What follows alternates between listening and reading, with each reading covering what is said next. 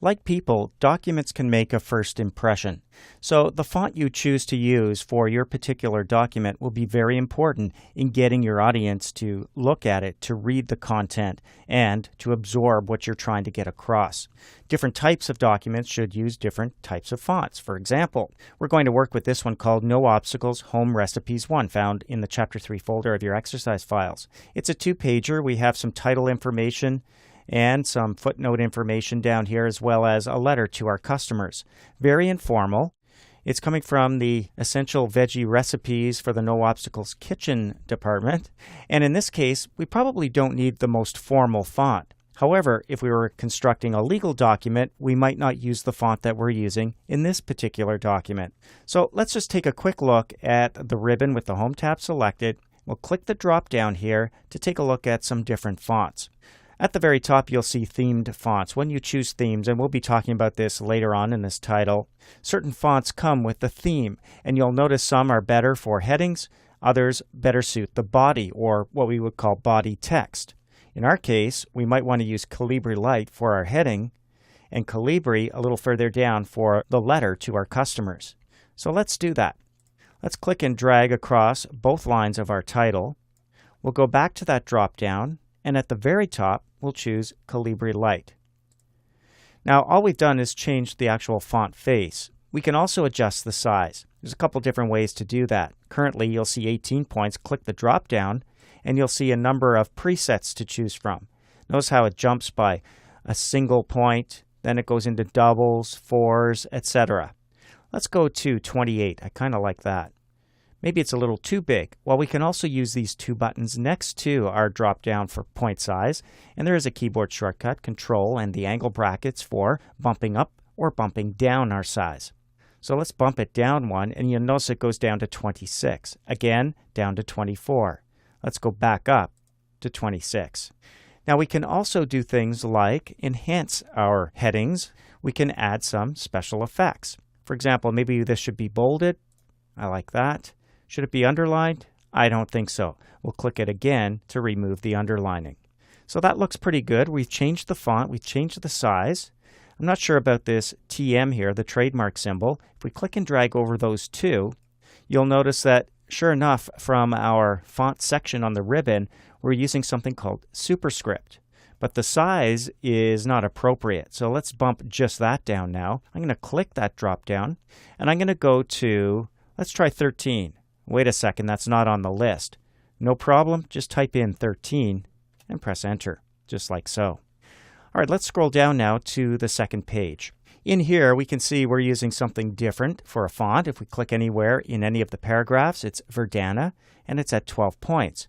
Looks like some of the text, though, is using some different settings, like No Obstacles Home up here. If we click there, it's still Verdana, 14 points, and italics. If we really want to see what's going on with the formatting of our fonts in a document, there's a cool feature that allows us to see that formatting. Hold down your Shift key and press F1, that is Function key 1. Over on the right, you'll see the Reveal Formatting pane, and you'll see, in this case, obstacles, where our cursor was flashing, as the selected text. Now down below, you can see the formatting. There's the font, there's the size, italic, black, the language. You'll also see paragraph formatting. All of it's visible to us now. We can even compare this to another section.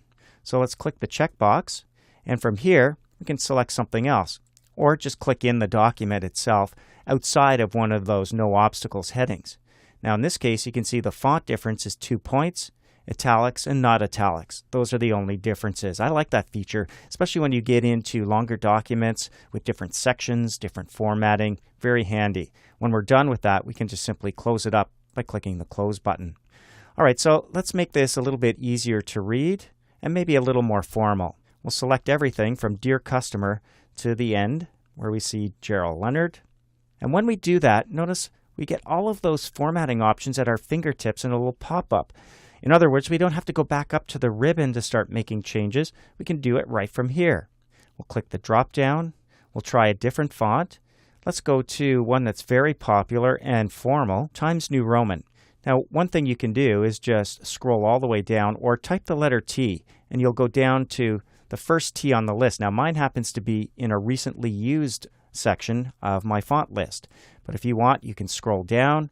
You can hover over different options. You'll see a live preview in the background.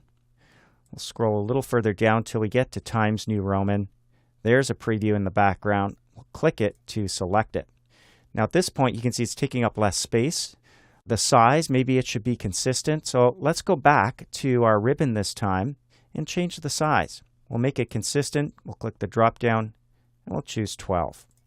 Now everything that's been selected is at 12 points. So we don't have the no obstacles headings inside our paragraphs looking like a little bit different and standing out when they shouldn't be. All right, that looks pretty good. A little more formal, still easy to read, and you can see it looks a lot different than our first page. So a number of formatting options available to you here from the font section of the ribbon when the Home tab is selected. But keep in mind this new feature here in Word 2013 that allows you to select text and get those formatting options at your fingertips with this pop-up. I'm thinking now we should change the font color of our heading. We'll click the drop down. You'll see some theme colors. And if you're going to be using themes like we will later on, it's best to use the theme color. So if you change themes, the colors will change. Choose a standard color or one of the 16 million other colors you can choose from more colors, and you'll be stuck with that color even when you change themes. I'm going to go for a nice dark blue at the bottom of the theme colors here in the blue column, and that looks pretty good. We'll deselect by clicking anywhere on the page, and we'll want to save our changes before we continue on.